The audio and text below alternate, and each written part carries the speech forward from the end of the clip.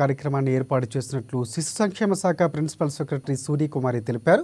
Collector కార్యాలయంలోని SR Shankaran హాల్లో ఏర్పాటు చేసిన శిక్షణా తరగతులు స్త్రీ శిశు సంక్షేమ శాఖ డైరెక్టర్ ఎం వేణుగోపాల్ రెడ్డి ప్రారంభించారు.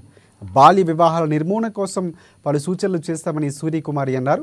గిరిజన గ్రామీణ ప్రాంతాల్లో ఇప్పటికే బాల్య వివాహాలు జరుగుతున్నాయని, దేశాభివృద్ధికి ఇలాంటి పరిణామాలు ఆటంకంగా మారుతాయని అన్నారు. యుక్త వయస్సులో ఉన్నవారు ఒంటరితనంతో సతమతం అవుతున్నారని వేణుగోపాల్ రెడ్డి చెప్పారు.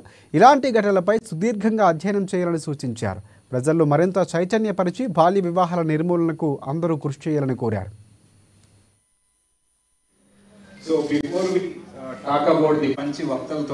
రూరల్ అర్బన్ దాంతో సంబంధం లేకుండా కూడా అందరూ ఎదుర్కొంటున్న ప్రాబ్లం ఏంటంటే చిన్న వయసులోనే పెళ్లి చేయడం, ఆ తర్వాత రక్తహీనతతో ఎక్కువగా అడాలసెంట్ గర్ల్ బాధపడుతున్నారండి. ఈ శిశు మరణాలకు కారణం కానీ, లేకపోతే ఒక అనారోగ్యమైన బిడ్డ పుట్టడం, తక్కువ వెయిట్ ఉండడం, అలాగే తొందరగా చనిపోయే బిడ్డని అలా కనడం వల్ల తల్లికి బాధనే, బిడ్డకి బాధనే, ఆ కుటుంబం మొత్తానికి బాధనే.